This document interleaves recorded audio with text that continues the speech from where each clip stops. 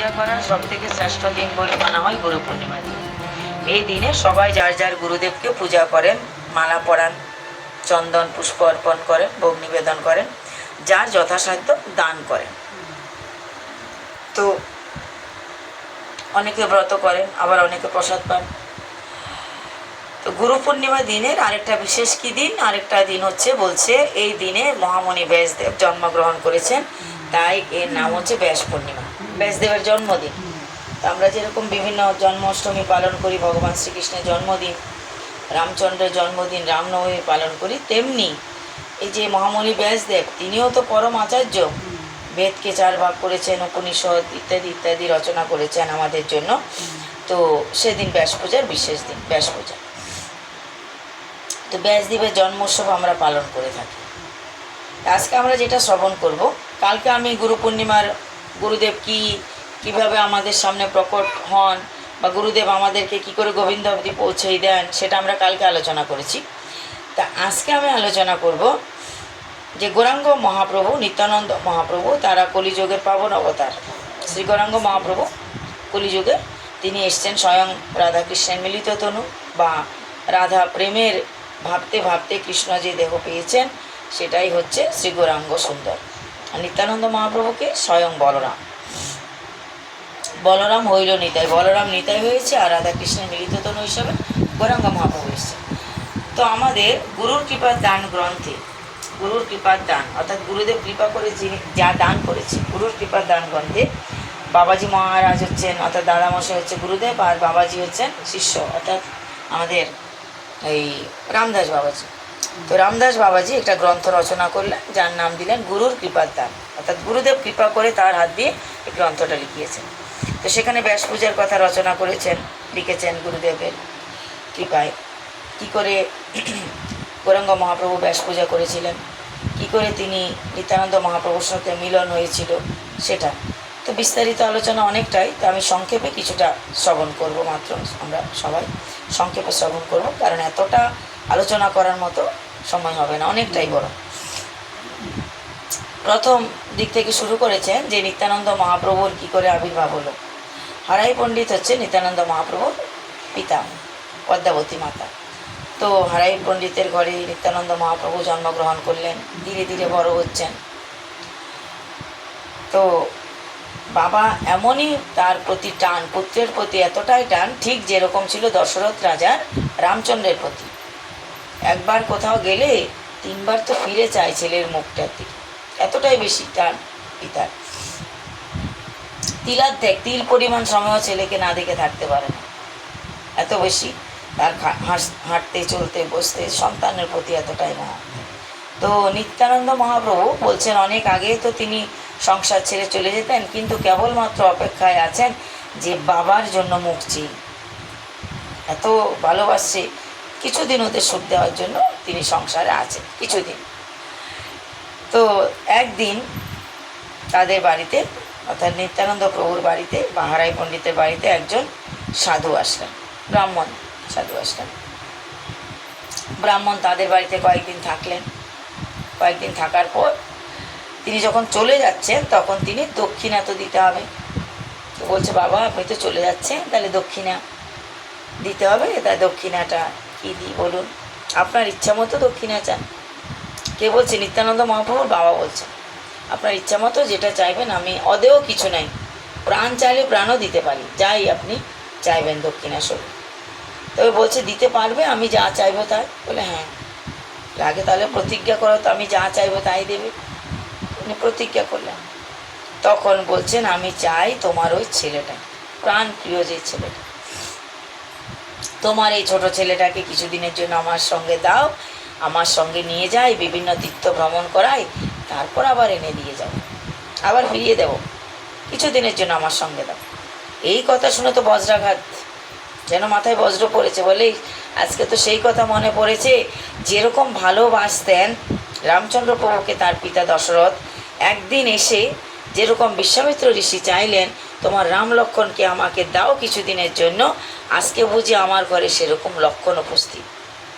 সেরকমই একটা ঘটনা আমার ঘরে ঘটতে চলেছে।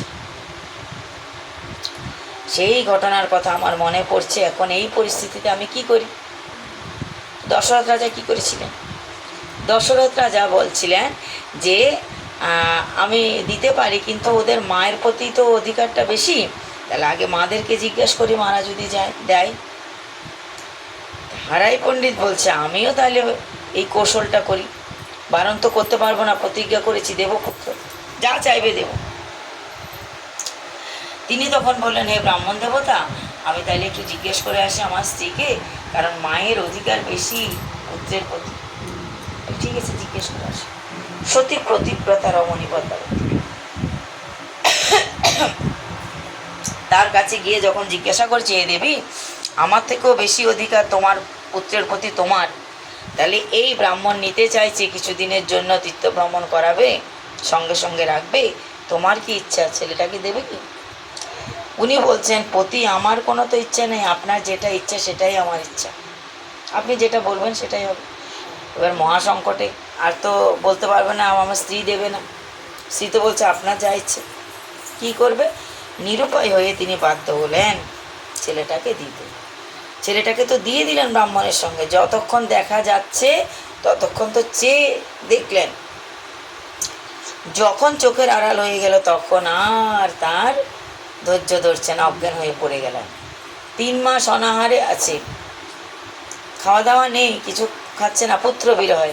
তথাপি চৈতন্য প্রভাবে প্রাণ নাহি যায়, চৈতন্যের প্রভাবে ভগবানের কৃপায় প্রাণ যায়নি, বেঁচে আছে প্রাণ, কিন্তু আহার নাই, নিদ্রা নাই, পুত্রের দুঃখে কেবল কেঁদেই যাচ্ছে, কেঁদেই যাচ্ছে। তো সেরকমভাবে তিনি জগৎ সংসারের জন্য পুত্রকে দান করে আছে ঘরে, অতি কষ্টে ভগবানকে স্মরণ করে। আর নিতাই চাঁদ তখন ওই ব্রাহ্মণ দেবতার সঙ্গে বিভিন্ন তীর্থ ভ্রমণ করছেন। বিভিন্ন তীর্থ ভ্রমণ করতে করতে তিনি কোথায় গেলেন? বৃন্দাবনে গেলেন। বৃন্দাবনে বিভিন্ন স্থান দর্শন করছেন।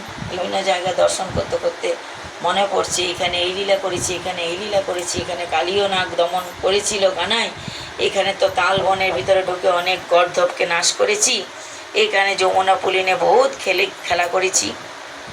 বিভিন্ন লীলা। লুকলুক বন দর্শন করেছেন, এখানে তো লুকিয়ে থেকে আমি রাস দর্শন করেছি। লুকলুক বনটা হচ্ছে এমন একটা বন যেখানে লুকিয়ে লুকিয়ে বলরাম রাস দর্শন করেছিলেন। বলরামেরও কিন্তু রাসে যাওয়ার অনুমতি ছিল না, অনেক দূর থেকে তিনি দর্শন করেছিলেন। কিসের রূপ ধরে? তাও আবার বাঘের রূপ ধরে। তাই সেই বনটার নাম হলো লুকলুক বন, মানে লুকিয়ে লুকিয়ে দেখা বন। তো সবগুলো দর্শন করে তার বিভিন্ন লীলার কথা মনে পড়ছে, যে আমি এখানে এখানে এখানে এখানে কানাইয়ের সঙ্গে লীলা করেছি।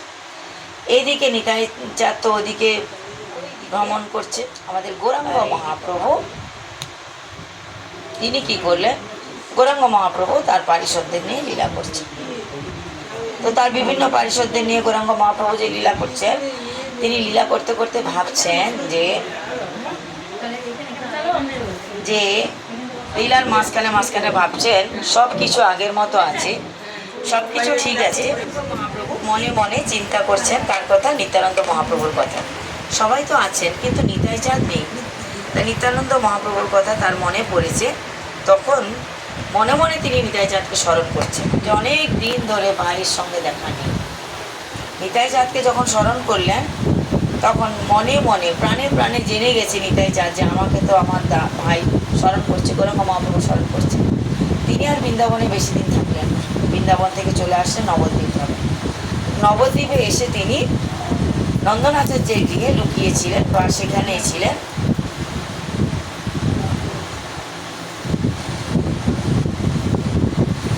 সেখানে তিনি লুকিয়ে আছেন। তো নিত্যানন্দ মহাপ্রভু নন্দনাচার্যের ঘরে আছেন। তখন গৌরাঙ্গ মহাপ্রভু বলছেন যে আমার মনে হচ্ছে কেউ একজন এখানে আসবে, কেউ একজন মহাপুরুষ আসবে। তো তোমরা গিয়ে একবার খুঁজে খুঁজে দেখবে তো যে কোন মহাপুরুষ এখানে এসছে। সবার বাড়িতে বাড়িতে খুঁজে খুঁজে দেখবে কোথায় কোন মহাপুরুষ এসছে কিনা। শ্রীবাস পণ্ডিতকে বলছেন যে তোমরা গিয়ে খুঁজে দেখো। হরিদাস পণ্ডিতকে বলছেন যে খুঁজে দেখো কোথায় আছে কোথায় আছে। তারা দুজন খুঁজতে গেলেন। এবার খুঁজতে খুঁজতে খুঁজতে খুঁজতে সব জায়গাটা খুঁজছে, কিন্তু কোথায় দেখতে পাচ্ছে না। মহাপ্রভু ইঙ্গিতে বলছেন, আমি তো দেখতে পেলাম তালধ্বজ একটা রথ নাকি এসছে, কিন্তু তোমরা খুঁজে দেখো কোথায় আছে। নীল বস্ত্র পরিধানে, মাথায়ও নীল বস্ত্র, সেরম একজন কেউ এসছে কিনা দেখে আসো তো। চলো চলো হরিদাস, চলো শ্রীবাস পণ্ডিত, যাহো গিয়া দেখো দেখো কে আসিল কোন ভিত, কে কোথায় এসছে তোমরা একটু দেখো গিয়ে। তো শ্রীবাস পণ্ডিতকে বলছে, হরিদাস ঠাকুরকে বলছে, যাও যাও দেখে আসো। তো কোন বৈষ্ণব, কোনো গৃহস্থ সব ঘরে ঘরে দেখবে। তোরা গেছে সব জায়গায় ঘুরে ঘুরে দেখে এসছে, কিন্তু কোথাও পেল না। অর্থাৎ গৌরাঙ্গ মহাপ্রভু কি বোঝাতে চাইলেন? যে বোঝাতে চাইলেন অতি গুরু নিত্যানন্দ, তাকে চাইলেই পাওয়া যায় না, চাইলেই দেখা যায় না। যদি তাকে গৌরাঙ্গ মহাপ্রভু জানায়, এই অবতারে কেহ গৌরাঙ্গ চন্দ্র গায়, নিত্যানন্দ নাম শুনি উঠিয়া পলায়, পুজোয় গোবিন্দ যেন নামানে শঙ্কর, এই পাকে অনেকে যাইবে জমঘর। অনেকে আছে তারা কৃষ্ণকে খুব ভক্তি শ্রদ্ধা করে, কিন্তু শিবকে মানে না। আমি কৃষ্ণকে খুব ভালোবাসি, কিন্তু আমি শিব পূজা করবো না, শিবকে মানবো না। বলছে তারা জমের ঘর যাবে, কারণ শিবকেও ততোধিক সম্মান ভক্তি করতে হয়। তো বড় গুরু নিত্যানন্দ এই অবতারে চৈতন্য দেখায় যারে সে দেখিতে পারে। নিত্যানন্দ মহাপ্রভু হচ্ছে সেই জন যাকে গৌরচন্দ্র দেখায় তিনিই দেখতে পারেন। সর্বদা শ্রীবাস আদি তার তত্ত্ব জানে। শ্রীবাস পণ্ডিত এরা সবাই এই তত্ত্বগুলো সম্পর্কে অবগত আছে। তাই সবাই খুঁজে তো এসছে, কিন্তু কেউ পেল না, খুঁজে কেউ পায়নি। যখন কেউ খুঁজে পায়নি, তখন গৌরাঙ্গ মহাপ্রভু বলছে, ঠিক আছে তাহলে আমিই যাই খুঁজতে। তো গৌরাঙ্গ মহাপ্রভু গেলেন খুঁজতে। সবালই প্রভু নন্দন আচার্যের ঘরে জানিয়া উঠিলা গিয়া গৌরচন্দ্র সুন্দরে। গৌরচন্দ্র তো জানে কোথায় আছে, তাই তিনি সবাইকে নিয়ে চলে গেছেন। বসে আছেন এক পুরুষ রতন, সবে দেখিলেন যেন কোটি চন্দ্র সম। কোটি কোটি চন্দ্র আলোকিত হলে যেরকম, সেরকম একজন পুরুষ বসে আছে। অলক্ষিত আবেশে বোঝানো না যায়, ধ্যানে সুখে পরিপূর্ণ হাসয়ে সদায়। মহাভক্তি যোগ প্রভু বুঝায় তাহার গণ সহ বিশ্বম্বর কইলে নমস্কার। সেই পুরুষকে গণ সহ শ্রীমন মহাপ্রভু, যাকে সবাই প্রণাম করে, গৌরাঙ্গ মহাপ্রভুকে সবাই প্রণাম করছে, কিন্তু সেই গৌরাঙ্গ মহাপ্রভু আজকে তার পারিষদগণ সবাইকে নিয়ে নিতাই চাঁদকে প্রণাম করছে। তখনও জানে না তো ইনি নিতাই চাঁদ নাকি। সেই পুরুষকে সবাই প্রণাম করছেন, সসম্ভ্রমে দর্শন করছেন। কত বেশি আনন্দিত হয়েছেন দু ভাইয়ের তখন দর্শন হলো। সসম্ভ্রমে হইলা সর্বগণ দাঁড়াইলা। কেউ কিছু না বোঝে, কেউ কিছু বুঝতেই পারছে না যে আমাদের বিশ্বম্বর আজকে কাকে প্রণাম করছে। গৌরহরি জানি সবার বড়, তিনি আবার কাকে প্রণাম করছে। তো বিশ্বম্বর তো প্রণাম করছেন, কিন্তু চিনিলেন নিত্যানন্দ প্রাণের ঈশ্বর। নিত্যানন্দ মহাপ্রভু চিনতে পেরে চিনি আমার প্রাণের ঈশ্বর। বিশ্বম্বর মূর্তি যেন মদন সমান, দিব্য গন্ধ মাল্য দিব্য বাস পরিধান। কি হয় কনক জ্যোতি যে দেহের আগে। আরে সোনা পড়লেও এত সুন্দর হবে না, গৌরাঙ্গ সুন্দরের যে কান্তি, তার অঙ্গের সৌন্দর্যটা সোনাকেও যেন হার মানিয়ে দেয়। এক দন্ত দেখিতে যে মুক্তার মালা, যে দাঁতগুলো একটু একটু দেখা যাচ্ছে যেন মুক্তোর মালার মতো। শ্রীমন মহাপ্রভু রূপের বর্ণনা দিচ্ছে। তো আর কি কমল আছে হেন জ্ঞান, কমলের মতো সুন্দর তার দেহকান্তি, যেন সুন্দর, এত সুন্দর তার হাসি, এত সুন্দর তার ঠোঁট। চিনিলেন আপন ঈশ্বর। কে চিনল? নিতাই চাঁদ চিনে গেছে যে ইনি আমার ঈশ্বর, বিশ্বম্বর আমার। রসনায় লহে যেন দর্শনে পান। আরে জিহ্বায় কি উচ্চারণ করবে, ওই দর্শন করে যেন পান করে নিচ্ছে, জিহ্বাতে কি উচ্চারণ করবে। তো এই মতো নিতাই চাঁদের সঙ্গে গৌরাঙ্গ মহাপ্রভু দর্শন হচ্ছে। দুজন দুজনকে খুব গভীরভাবে দর্শন করছেন। ইঙ্গিতে শ্রীবাস প্রতি বলয়ে ঠাকুরে এই ভাগবত বচন পরিবারে। ইঙ্গিতে তখন বলছে শ্রীবাস পণ্ডিতকে, তুমি ভাগবতের কিছু শ্লোক পড়ো। শ্রীবাস পণ্ডিত প্রভুর মন বুঝে তখন ভাগবতের কিছু শ্লোক পড়ে শোনাচ্ছেন। একমাত্র নিত্যানন্দ শ্লোক উচ্চারণ করিলা মূর্ছিত হইয়া নাহিক চেতন। এই শ্লোক শুনতে শুনতে নিত্যানন্দ মহাপ্রভু মূর্ছিত হয়ে পড়লেন। আনন্দে মূর্ছিত হইলা নিত্যানন্দ রায়। পর পর শ্রীবাসের গৌরাঙ্গ শিখায়। গৌরাঙ্গ মহাপ্রভু বলছেন, বন্ধ করে থেকো না, পড়ো পড়ো পড়ো। কারণ নিতাই চাঁদের এমন আবেশ হয়ে গেছে, তিনি অজ্ঞান হয়ে যাচ্ছে।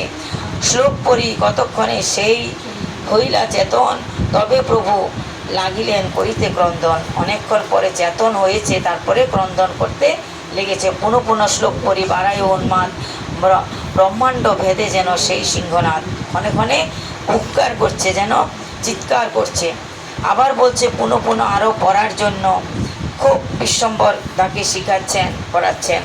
তারপরে কি করছে, পুনঃ পুনঃ বারে শোক অতি অবিরাম ধরেন সবে কোলে নাহি ধরিবারে। সবাই কোলে নিয়ে ধরতে চাইছে, এত লাভ ঝাপ দিচ্ছে, কিন্তু কেউ ধরতে পারছে না। কে ধরতে পারবে বিশ্বম্বরে? একমাত্র গৌরাঙ্গ মহাপ্রভু ছাড়া আর কেউ ধরতে পারবে না নিতাই জাতকে। ধরিতে নারিল যদি বৈষ্ণব সকলে, বিশ্বম্বর লইলেন আপনার কোলে। কেউ ধরতে পারছে না, বিশ্বম্বর ছাড়া কে ধরবে? তাই বলছে ধরণী ধরে, কে আর ধরে? যিনি ধরণীকে ধরে আছে, কে? ধরণীকে তো শেষনাগ ধরে আছে। এই পৃথিবীটা তার মাথার উপর একটা শস্যের দানার মতো আছে, ধরে আছে। তাহলে তাকে আবার কে ধরবে? একমাত্র বিশ্বম্বর ছাড়া কেউ পারবে না। তাই বলছে ধরণী ধরে, কে আর ধরে? তো কেউ ধরতে পারছে না। কে ধরলো? একমাত্র বিশ্বম্বর লইলেন আপনার কোলে। গৌরাঙ্গ মহাপ্রভু নিজের কোলে নিয়েছে। কিন্তু গৌরাঙ্গ মহাপ্রভুর কোলে যাওয়া মাত্রই নিতাই জাত সমর্পিলা প্রাণ তারে হইলা নিষ্পন্ত। প্রাণটা সমর্পণ করে দিল, আর যেন দেহে প্রাণ নেই, সমর্পণ করে দিল। এবার নারী ধরে দেখছে প্রাণ নেই, তুলা দিয়ে দেখছে শ্বাস নেই। প্রাণটাকে অর্থাৎ অর্পণ করে দিয়েছে। ইনি আমার প্রভু, তার বলে আমি পড়েছি, এবার প্রাণটা তার কোলে পড়েই তাকে আমি সব কিছু অর্পণ করে দিয়েছি। সবাই দেখলো যত্ন করে, কিন্তু কিছুই দেখতে পাচ্ছে না, মনে হচ্ছে না প্রাণের সঞ্চার নেই। সবাই হরিধ্বনি করছে, হরিধ্বনি করছে, কোলাহল করছে, জয়ধ্বনি দিচ্ছে। অনেকক্ষণ পর তারপরে গিয়ে তার মূর্ছাটা কেটে গেল, আবার প্রাণের স্পন্দন ফিরে আসলো। অত্যন্ত বড়, তাই আমি ধীরে ধীরে মাঝখান থেকে পড়ে যাচ্ছি। তো দুহে দেখি বড় বিবশ হইলাম, তোহার নয়ন জলে পৃথিবী ভাসিলা। দুজনকে জড়িয়ে ধরেছে, এত কান্না করছে, পৃথিবী পুরো ভেসে যাচ্ছে। তাদের সর্বঙ্গ তো ভেসে গেলই, কিন্তু পৃথিবী ভেসে যাচ্ছে। বুঝিলাম ঈশ্বরের তুমি পূর্ণ শক্তি, তোমা ভজিলে সে জীব পায় কৃষ্ণ ভক্তি। তুমি করো চতুর্দশ ভুবন পবিত্র, অচিত্ত অগম্য ঘোর তোমার চরিত্র। তোমার লিখিবেন হেন আছে কোন জন, মূর্তিমন্ত তুমি কৃষ্ণ প্রেম ভক্তি ধন। নিতাই চাঁদকে মূর্তিমন্ত কৃষ্ণ প্রেম ধন বিতরণের তিনি প্রতিমূর্তি। কোটি পাপ করলেও নিতাই চাঁদ সব কিছু ক্ষমা করে গোবিন্দ চরণে অর্পণ করতে পারেন। তিলার্ধে তোমার সঙ্গে যে জনার হয়ে কোটি পাপ থাকিলেও তার মন্দ নহে।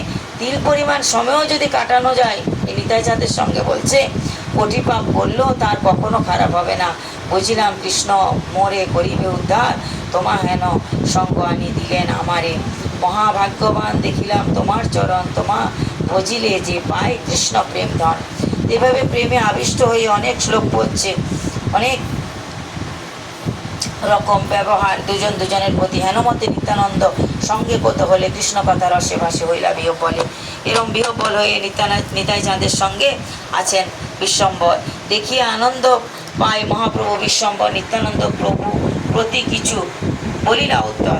নিতাই চাঁদকে কিছু কথা বলছেন, কে? গৌরাঙ্গ সুন্দর। শুনো নিত্যানন্দ শ্রীপাদ গোসাই, ব্যাস পূজা তোমার হইবে কোনটায়? কেন এই ঘটনা ঘটেছে গুরু পূর্ণিমার একটু আগে, কিছুদিন আগে। তাই বলছে শোনো কথা বলতে বলছে, শোনো নিত্যানন্দ, তোমাকে গোসাই তোমাকে বলছি তো, সামনে তো ব্যাস পূর্ণিমা, ব্যাস পূজা হবে। তো তোমার ব্যাস পূজা কোথায় হবে বলো দেখি? পূর্ণমাসী কালী হবে পূর্ণমাসী, ব্যাসের পূজন। কালকেই তো পূর্ণিমা তিথি, ব্যাস পূর্ণিমা পূজন হবে। আপনি বুঝিয়া বলো, যবে লয় মন, যাকে তুমি বলবে তার ঘরে তোমার পুজো হবে। বলো কার ঘরে হবে? নিত্যানন্দ জানিলেন প্রভুর ইঙ্গিতে, হাতে ধরে আনিলেন শ্রীবাস পণ্ডিতে। নিত্যানন্দ কি করলো? অনেকের মধ্যে শ্রীবাস পণ্ডিতকে হাতে ধরে টেনে আনলেন। শ্রীবাস পণ্ডিতকে টেনে এনে বলছেন, হাসি বলে নিত্যানন্দ, শুনো বিশ্বম্বর, ব্যাস পূজা এই মোর বামনের ঘরে আমার ব্যাস পূজা হবে। কালকে এর ঘরে আমার ব্যাস পূজা হবে। শ্রীবাসের প্রতি বলে প্রভু বিশ্বম্বর। তখন শ্রীবাসকে বিশ্বম্বর অর্থাৎ গৌরাঙ্গ সুন্দর বলছেন, বড় ভার লাগিল যে তোমার উপরে বড় দায়িত্ব পড়লো, যে তোমার ঘরে ব্যাস পূজা হবে।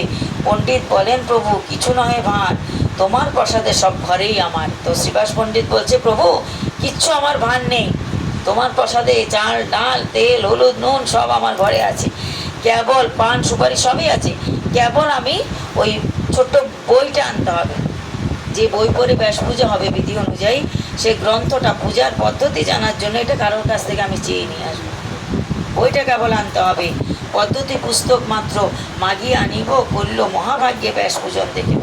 আরে কোনো দিক তো আমরা দেখি নেই ব্যাস পূজা কেমন হয়, কালকে অতি ভাগ্য ফলে আমরা ব্যাসের পূজা দেখিব। প্রীতি হইল মহাপ্রভু শ্রীবাসের বলে খুব খুশি হইল মহাপ্রভু।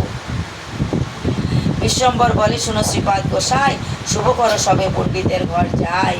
আনন্দিত নিত্যানন্দ প্রভুর বচনে সেই ঘনে আজ্ঞা করিলা গমনে, সবে গণ চলিলা ঠাকুর বিশ্বম্বর, রামকৃষ্ণ বেরি করে গোকুল কিঙ্কর। আজকে এমন একটা ভাব হয়েছে যেন রাম আর কৃষ্ণ, অর্থাৎ নিত্যানন্দ মহাপ্রভু হচ্ছে রাম আর বিশ্বম্বর চৈতন্য মহাপ্রভু হচ্ছে কৃষ্ণ, তাদেরকে বেড়ে যে গোকুলের কিঙ্কর যেন আজকে সবাই, যে পারিষদগণ আছে তারা সবাই যেন গোকুলের শ্রীদাম সুদাম দাম বসুদামেরা সবাই প্রবিষ্ট হইলা মাত্র শ্রীবাস মন্দিরে, বড় কৃষ্ণানন্দ হইল সবার শরীরে। যখন সবাই মিলে গেল পরের দিনের ঘটনা আমি একটু তাড়াতাড়ি বলে যাচ্ছি। পরের দিন যখন স্নান টান করে সবাই মিলে শ্রীবাসের ঘরে গেলেন, তার আপ্তগণ, অর্থাৎ আপ্তগণ মানে এখানে আত্মীয় বলতে কোন আত্মীয়, যারা ভজনের সঙ্গের সাথী পারিষদগণ মহাপ্রভু, যারা তারা যখন সবাই মিলে শ্রীবাসের মন্দিরে, এখানে শ্রীবাসের বাড়িটাই তো মন্দির, কারো বাড়িতে যদি নিত্য ঠাকুর ভোগ হয়, অন্নভোগ হয়, নিত্য ঠাকুরের সেরকম সেবা হয় 4 বেলা 5 বেলা করে, সে বাড়িটা তখন মন্দিরই হয়ে যায়। কারণ প্রত্যেকের বাড়িটাই তো ভগবানের বাড়ি। আমরা আমার বাড়ি তোমার বাড়ি বলি, এটা ভুল কথা, প্রত্যেকের বাড়ি ভগবানের বাড়ি।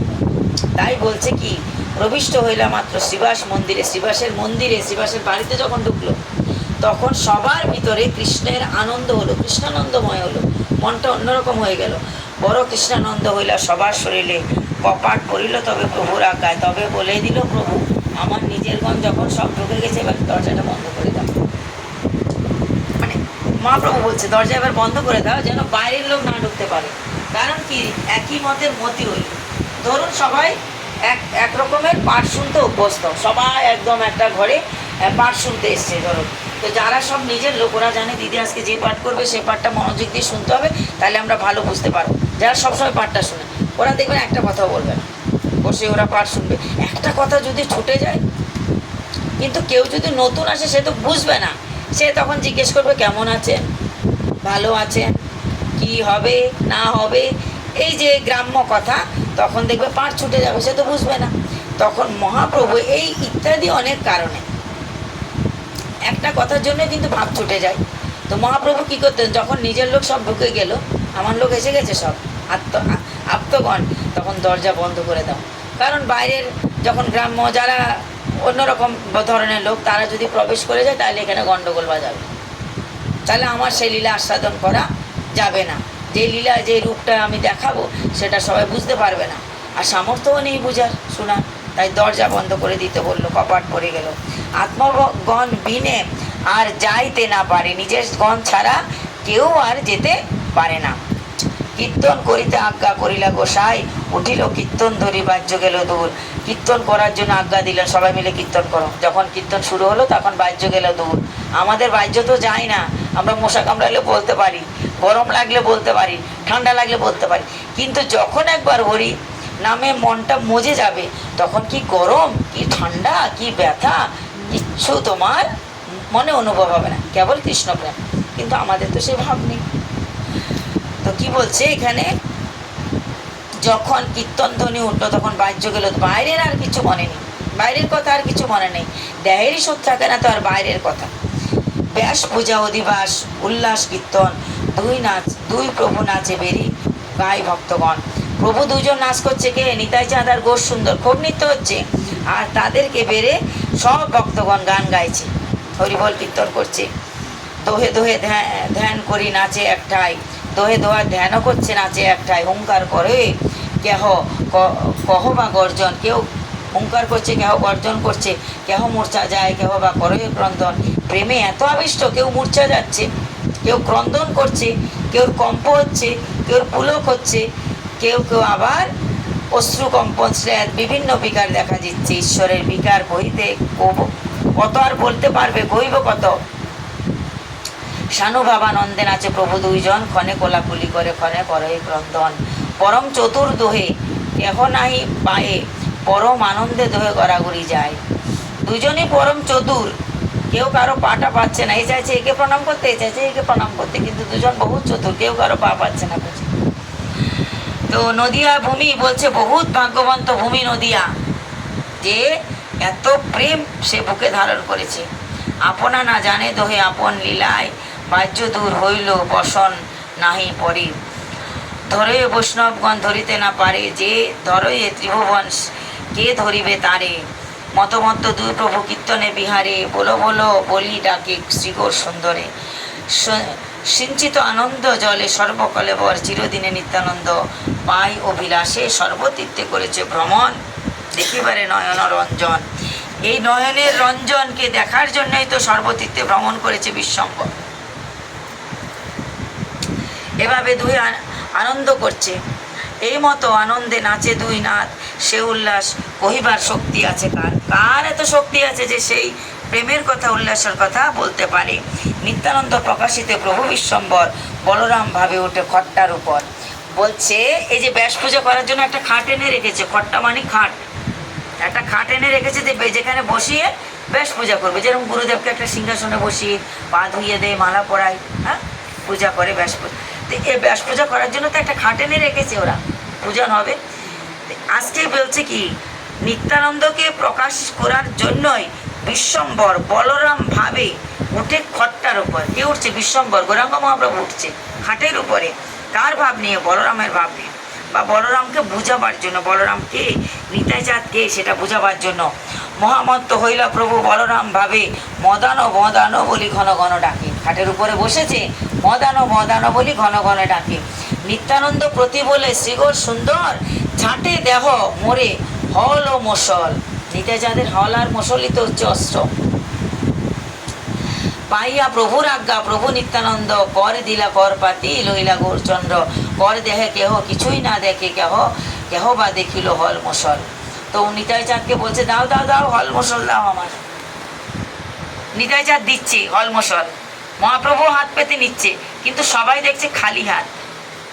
আর কোনো কোনো ভাগ্যবান দেখছে, আরে না না খালি তো হাত নয়, হল মশল আছে। কেউ কেউ দেখতে পাচ্ছে, আবার বেশিরভাগ কেউ দেখতে পাচ্ছে না। যারে কৃপা করেছে সেই দেখতে পেয়েছে, যারে কৃপা করে নাই সে দেখতে পায়নি। কেন বুঝাচ্ছে? অতি গুরু নিত্যানন্দ, গোপন নিত্যানন্দ। নিত্যানন্দ ব্যক্ত সেই সব জনা স্থানে, যে জনকে জানায় শ্রীমন মহাপ্রভু। নিত্যানন্দ স্থানে হল হল মশল লইয়া, বারুণী বারুণী প্রভু ডাকে মত্ত হইয়া। হল মশল তো নিয়েছে নিতাই চাঁদের হাত থেকে, এবার মহাপ্রভু চিৎকার করছে, বারুণী বারুণী। কারো বুদ্ধি নাই ফুরে, না বুঝি উপায়। এবার ভক্তগণ কি বলবে বুঝতে পারছে না, বারুণী বারুণী বলছে, কি দেয় কি করবে ভক্ত বুঝতে পারছে না। অন্য অন্য সবাই বদন একজন একজনের মুখের দিকে তাকাচ্ছে, কি করি, কি দিই এবার আমরা, কি দেব। যুক্তি করিয়া সবে কি করলো, সবাই যুক্তি করেছে, কি দিই, কি দিচ্ছে দেখুন। ঘট ভরি গঙ্গার জল ভরে ভরে নিল, গঙ্গার জল ঘটে ঘটে ভরে নিয়েছে, নিয়ে সর্বজন দেয় প্রভুর পান করে। সবাই নিয়ে নিয়ে দিচ্ছে, ধরো বারো ধরো মারো, বারুণী দিচ্ছে। বারুণী মানে মদিরা। তখন তো বুঝতে পারছে না কি বলছে। মহাপ্রভুকে গঙ্গার জল ভরে দিচ্ছে, গড়গড় করে মহাপ্রভু যত দিচ্ছে তত পান করছে। সত্য যেন কাদম্বীর পিয়ে হেন ভান, চতুর্দিকে রাম স্তুতি পরে ভক্তগণ। নারা এমন ভান করছে যেন সত্যি কোনো মদিরা পান করছে। পান করছে কি? গঙ্গা জল। এমন ভান করছে, দুলছে, চতুর্দিকে সবাই রাম স্তুতি পড়ছে। আর মহাপ্রভু কি বলছে? নারা নারা নারা বলি তিনি পুনঃ পুনঃ বলছে, সগনে ঢুলয় শির নারা নারা বলে। নারাই দুর্লভ কেহ না বুঝে সকলে। নারা যে কিরকম দুর্লভ বস্তু সেটা সবাই বুঝতে পারবে না। সবাই বলিলেন প্রভু নারা বলে কারে? এই নারা নারা বলে আবার কাকে ডাকছে? মাথা তো দোলাচ্ছে, গঙ্গা জল খেয়েছে, আর বলছে নারা নারা। কেউ বুঝতে পারছে না নারা নারাকে। আবার বলছে প্রভু বলে আইনময় যাহার হুঙ্কারে, যে হুঙ্কার দিয়ে ডেকে ডেকে আমাকে এনেছে, কে? নারা। অদ্বৈত আচার্য হচ্ছে নারা। কেন নারা বলছে? মহাপ্রভু বলছেন, আমি তো সিংহাসনে বৈকুণ্ঠে আরামে বসেই ছিলাম, বৈকুণ্ঠে, কিন্তু এমন চিৎকার দিয়ে ডেকেছে আমার আসনটাকে নাড়িয়ে দিয়েছে। তো যে আমার আসনটাকে নাড়িয়ে দিয়েছে, সেই জন্য মহাপ্রভু কি বলছে? নারা নারা, আমার আসনটা নাড়িয়েছে। তাই বলছে নারা নারা, অদ্বৈত আচার্য বলি কহ তোমরা জানে। কে নারা? যাকে তোমরা অদ্বৈত আচার্য বলো, সে হচ্ছে আমার নারা, সে আমার আসন নাড়িয়েছে। সেই নারা লাগি মোর আমার হইল অবতার। সে কোথায় পালিয়েছে? বৈকুণ্ঠ হতে আমাকে এনেছে এখানে, সে নারা কোথায়? তার জন্য আমি এসছি। সবাই তো কীর্তন করছে, তো আমাকে এখানে এনে নিশ্চিন্তে আছে কোথায়? নিশ্চিন্তে কোথায় আছে আরেকজন হরিদাস, সে তো নাম করে করে আমাকে এনেছে, প্রত্যেক দিন 3 লক্ষর অধিক নাম করতো, আর কেবল বলতো আসো আসো। তাই অসময়ে আমি এসছি, যদিও আমার আসার কথা এখন নয়, তথাপি আমি এসছি। কোথায়? কোন ঘরে গিয়ে লুকিয়ে আছে? ঘরে ঘরে করিমু আমি নাম প্রচার, সে কারণে আমি এসছি। বিদ্যা ধন কুল জ্ঞান তপস্যা সমুদ্রে মোর ভক্ত স্থানে যার আছই অপরাধী, সে অধম সবারে না দিমু প্রেম যোগ নদিয়ার প্রতিদিমু ব্রহ্মাদির ভোগ। নদিয়াকে ব্রহ্মার থেকেও বড় সুখ দেব আমি। কিন্তু যারা বিদ্যার অহংকার করে, ধনের অহংকার করে, কুলের অহংকার করে, জ্ঞানের অহংকার করে, তপস্যার অহংকার করে, তাদেরকে দেব না। দেখবেন নির্মম মধ্যবিত্ত পরিবারে বা মধ্যবিত্ত পরিবারে হরির নাম এবং এই পাঠ কীর্তন বেশি হয়। যাদের অর্থ বৈভব কম, কিন্তু অনেক অর্থ যারা আছে, তাদের তো হরিনাম শোনার টাইমই নেই, তাদের ঘরে হরিনাম হয়ই না। তাদের সময় কোথায়? হরিনাম শোনারও টাইম নেই, করানোরও টাইম নেই।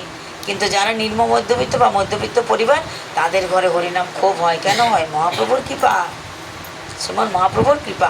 সেই ঘরেই তো হরিনাম হবে যাকে প্রভু কৃপা করে। প্রভু যদি না যায় কৃপা করে, কেউ কি নিতে পারে? কেউ পারে না। প্রভুর কৃপা ছাড়া কেউ নিতে পারে না। অনেকে দেখবেন অনেক চেষ্টাও করে, না আমার ঘরে একদিন পাঠ দিব, তবু হয় না। পূর্বজন্মে প্রারব্ধও থাকতে হবে। ক্ষণে সুস্থির হইলা শ্রী শচীনন্দন, একটু একটু আস্তে আস্তে সুস্থির হচ্ছে। সম্বরে সমন নহে নিত্যানন্দ আবেশে, প্রেমরসে বিহ্বল হইলা প্রভু শেষে। ক্ষণে হাসে ক্ষণে কাঁদে ক্ষণে দিগম্বর, বাল্যভাবে পূর্ণ হইল সর্বকালবর। সব যেন বাল্যভাবে।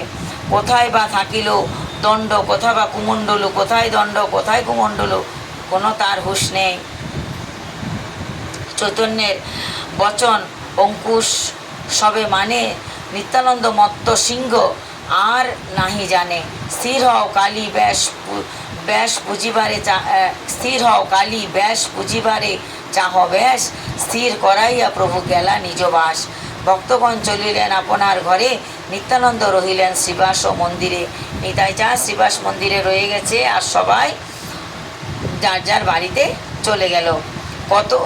কত রাত্রে নিত্যানন্দ হুঙ্কার করিয়া নিজ দণ্ড কুমণ্ডলু ফেলেন ভাঙিয়া। রাত্রেবেলা কি করলো? নিতাই চাঁদের কাছে দণ্ড কুমণ্ডলু ছিল। ওই যে সন্ন্যাসীর সঙ্গে গেছে, সন্ন্যাসীর সঙ্গে গেলে তো সন্ন্যাসীর মতো আচরণ হবে। সন্ন্যাসীতে তো দণ্ড আছে, কুমণ্ডলু আছে। সন্ন্যাসী তো যখন ছেলেটা একটু একটু বড় হচ্ছে, দণ্ড কুমণ্ডলু ধরিয়ে দিয়েছে। আবার এত বছর পর ঘুরে এসছে, দণ্ড কুমণ্ডলু তো আছে সঙ্গে। দণ্ড কুমণ্ডলু যখন সঙ্গে আছে, তখন কি করবে? সন্ন্যাসীকে এবার থাকবে নাকি? রাত্রেবেলা আপন ইচ্ছাতে দণ্ড কুমণ্ডলু ভেঙে দিয়েছে। বুঝিবার ঈশ্বর চরিত্র অখণ্ড, কেন ভাঙিলেন নিজ কুমণ্ডলু। কেউ বুঝতে পারছে না নিজের দণ্ড কুমণ্ডলু কেন ভেঙে ফেলেছে। প্রভাতে উঠিয়া দেখে রামায় পণ্ডিত, ভাঙ্গা দণ্ড ভাঙা কুমণ্ডলু দেখিয়া বিস্মিত। পণ্ডিতের স্থানে কহিলেন ততক্ষণে শ্রীবাস বলে যাও ঠাকুরের স্থানে। সকালে উঠে দেখছে, আরে কিরে, দণ্ড কুমণ্ডলু তো ভেঙেই দিয়েছে। সবাই গিয়ে মহাপ্রভুকে বলছে। মহাপ্রভু বলছে চলো যাই সবাই মিলে গঙ্গা স্নান করতে। সবাই গঙ্গা স্নান করতে গেছে। মহাপ্রভু নিজ হাতে সেই দণ্ড কুমণ্ডলু গঙ্গাকে দিয়েছে। এ গঙ্গা দেবী, এ ভাঙা দণ্ড কুমণ্ডলু গ্রহণ করো তুমি। শ্রীবাস পণ্ডিত ব্যাস পূজার আচার্য, এবার ব্যাস পূজা হবে। শ্রীবাস পণ্ডিত ব্যাস পূজার আচার্য, চৈতন্যের আজ্ঞায় করে সর্বকার্য। মধুর মধুর সবে করণ কীর্তন, শ্রীবাস মন্দির হলো বৈকুণ্ঠ ভবন। শ্রীবাস মন্দিরটা আজকে বৈকুণ্ঠে পরিণত হলো। সর্বশাস্ত্র জ্ঞাতা ঠাকুর পণ্ডিত করিলা সকল কার্য। যে বিধান অনুযায়ী সব কাজ তিনি করলেন। দিব্য গন্ধ ফুলের মালা এনেছে নিতাই চাঁদের। নিত্যানন্দ হাতে দিয়া বলিতে লাগিলা, শোনো শোনো নিত্যানন্দ, এই মালা ধরো, বচন পড়িয়া ব্যাস দেবে নমস্কার। নিতাই চাঁদকে মালা দিয়ে বলছে, ধরো বচনটা ধরো, মালাটা ধরো, তুমি ব্যাসদেবের নমস্কার করো। শাস্ত্র বিধি আছে মালা আপনে যে দিবে, ব্যাস তুষ্ট হইলে সর্ব অভিষ্ট পুরিবে। শোনো শোনো নিত্যানন্দ, শুনি যত শুনে নিত্যানন্দ করে হয় হয়, কিসের বচন পাঠ প্রবোধ না লয়। তার নিজের মনে কোনো প্রবোধ নেই, চিত্তে শান্তি নেই, যে আউল বাউল ভাব হয়ে আছে, পাগল পাগল ভাব হয়ে আছে। যত বলছে হয় হয় বলছে, কিন্তু কিছু অতটা প্রবোধ মানছে না। মালাটা দিয়ে বলছে, ধরো তুমি এই মালাটা, ধীরে ধীরে দেখো এই মালা পরানোর গলাটা কোথায় পাও, যে গলায় পরানোর মতো একটা গলা পাবে সেই গলায় পরিয়ে দাও। নিতাই চাঁদকে বলছে। তো নিত্যানন্দ কাকে পরাবে, ধীরে ধীরে দুলছে, এদিক ওদিক দেখছে, দেখতে দেখতে কোথায় যাবে কোথায় যাবে, কি করবে না করবে ভাবছে। যার মন্ত্রেতে সকল মূর্তিতে বৈশে প্রাণ, সেই প্রভু শ্রীকৃষ্ণ চৈতন্য ভগবান। প্রভুরে ডাকিয়া বলে শিবাস উদার, না পূজেন ব্যাস এই শ্রীপাদ তোমার। এখনো তো ব্যাস পূজা করছে না, শ্রীপাদ মালা হাতে ধরে আছে। ধাইয়া সম্মুখে আইলা সত্তর, এটা শুনে ব্যাস পূজা হচ্ছে না, শুনে কি করবে, শ্রীবাসের বাক্য শুনে গোর সুন্দর ধেয়ে এসছে সামনে। প্রভু বলে, নিত্যানন্দ শুনো বচন, ঝাঁটে দিয়া মালা দিয়া ঝাঁটে করো ব্যাসের পূজন। তাড়াতাড়ি মালাটা দিয়ে ব্যাসের পূজা করো না। দেখিলেন নিত্যানন্দ প্রভু বিশ্বম্বর, মালা তুলে দিল তার মস্তকের উপর। মহাপ্রভু নিজে দৌড়ে এসছে, কি হলো, তাড়াতাড়ি ব্যাসের পূজা করো। তখন কি করলো নিত্যানন্দ মহাপ্রভু, ওই গলাটা পেয়ে ঝাঁটে মানে তাড়াতাড়ি করে মালাটাকে পরিয়ে দিলেন। চাচুর চিকুরে মালা শোভে অতি ভাল, সর ছয় ভুজ বিশ্বম্বর হইলা তৎকাল। যখনই মালাটা পরিয়ে দিল গৌরাঙ্গ মহাপ্রভুকে নিতাই চাঁদ, চাঁচুর চিকর চুল, কোকড়ানো কোকড়ানো সুন্দর চুল, মালাটা পরিয়েছে, দেখতে তো অতীব সুন্দর লাগছে। তখনই কি হয়েছে বলছে, সরভুজ বিশ্বম্বর হইলা তৎকালে। তখনই মহাপ্রভুর ছিল ক হাত, মানুষও ক হাত, দু হাত, মহাপ্রভুরও 2 হাত। তখন কি হলো, সঙ্গে সঙ্গে 6টা হাত সরভুজ হয়ে গেল, হইল সরভুজধারী। তিনি সরভুজধারী হইলেন। কি কি ধরলেন, নিতাই করের মালা পরি, নিতাইয়ের হাতের মালা পরে তিনি সরভুজধারী হইলেন। শঙ্খ চক্র গদা পদ্ম শ্রীহল মুসল, নিতাইয়ের হাত থেকে নিল না, বললো দাও দাও হল মুসল নিয়ে নিয়েছে। তার নারায়ণের কি আছে, শঙ্খ চক্র গদা পদ্ম, আর প্রভু নিতাই যার থেকে নিলেন হল মুসল। এই নিয়ে কয়টা হলো, 6টা হলো। 6 হাতে তিনি 6টা অস্ত্র বা 6টা জিনিস ধারণ করলেন। দেখিয়া বিস্মিত হইলা নিতাই বিহব্বল, সরভুজ দেখি মূর্ছা পাইল নিতাই, মূর্ছাগ্রস্ত হয়ে গেছে নিতাই চাঁদ। করিলা পৃথিবী তলে ধাতু নাই মাত্র, যেন প্রাণী নেই। ভয় পাইলেন সব বৈষ্ণবগণ, রক্ষ কৃষ্ণ করণ শরণ হুঙ্কার করে হে জগন্নাথ নন্দন। জগন্নাথের নন্দন হুঙ্কার করছে। জগন্নাথের নন্দন কে, গৌরাঙ্গ মহাপ্রভু, জগন্নাথ কৃষ্ণ তার নন্দন। পক্ষে তালি দিয়া ঘন করে গর্জন, মূর্ছা গেল নিতাই চাঁদ। সরভুজ দেখিয়া আপনে চৈতন্য তুলে গায়ে হাত দিয়া আপনে নিতাই চাঁদকে নিজে তুলে নিচ্ছে। স্থির হও বলছে, স্থির হও, সংকীর্তন শুনো। যে কীর্তন নির্মিত করিল অবতার, সেই তোমার সিদ্ধ হইল কিবা চাহ আর। যে কীর্তনের জন্য এখানে আমাকে এনেছো সেটা তো সিদ্ধ হলো, নাম প্রচার করা হচ্ছে, কিন্তু আর কি চাও বলো। তোমার যে প্রেম ভক্তি, তুমি প্রেমময়, তোমা বিনে দিলে কারো ভক্তি নাই হয়। তোমাকে ছাড়া যদি কেউ প্রেম ভক্তি দেয় তাহলে ভক্তি হবে না। আপনা সম্বর উঠো, নিজ জন চাহ, তোমার নিজের জনকে দেখো না, তুমি নিজেকে সামলাও, উঠো। যাহারে যে ইচ্ছা তাহারে তা বিলাও, তোমার যাকে যা দেওয়ার ইচ্ছা তুমি তাকে তা দাও। ভাণ্ডার হচ্ছে কে, স্বয়ং সম্পূর্ণ কি রসের ভাণ্ডার তো গোরচাঁদ, কিন্তু বিতরণ করে নিতাই চাঁদ। তোমার যাকে যা খুশি দাও, অফুরন্ত আছে সেই সবে না, তুমি উঠো, দাও, নিজেকে সামলাও, এরম বলছে। তিলার দেখো নিত্যানন্দে যাহার দেশ রহে, ভজিল সে কবু আমার প্রিয় নহে। গৌরাঙ্গ মহাপ্রভু বলছেন, তিল পরিমাণ যদি নিতাই চাঁদের শ্রীচরণে দেশ রয়, হিংসা রয়, তাহলে সে বহুত সেবা করলেও গৌরাঙ্গ মহাপ্রভুর সে আমার প্রিয় নয়, সে প্রভুর প্রিয় হবে না। পাইলা চৈতন্য প্রভু, প্রভুর বচনে হইলা আনন্দময় সরভুজ দর্শনে। যে অনন্ত হৃদয়ে বৈশ্য গৌরচন্দ্র, সেই প্রভু অবিস্ময় জানো নিত্যানন্দ। তো এইভাবে সর্বজ রূপ দর্শন করালেন নিতাই চাঁদকে এবং সবাইকে। আর যার যার ইচ্ছা সে নিতাই চাঁদ থেকে যে যা চেয়েছে তাই পেয়েছে। সবাইকে দর্শন দিয়েছেন, সবাইকে কৃপা করেছেন। এটা আরও অনেকটাই আছে, আমরা এখানে বিশ্রাম দেব। হ্যাঁ, নিতাই চাঁদ কৃপা করে সবাইকে যার যা যেটা পছন্দ, যার চাওয়ার ভক্তিরস সে সেটাই পেতে পারে।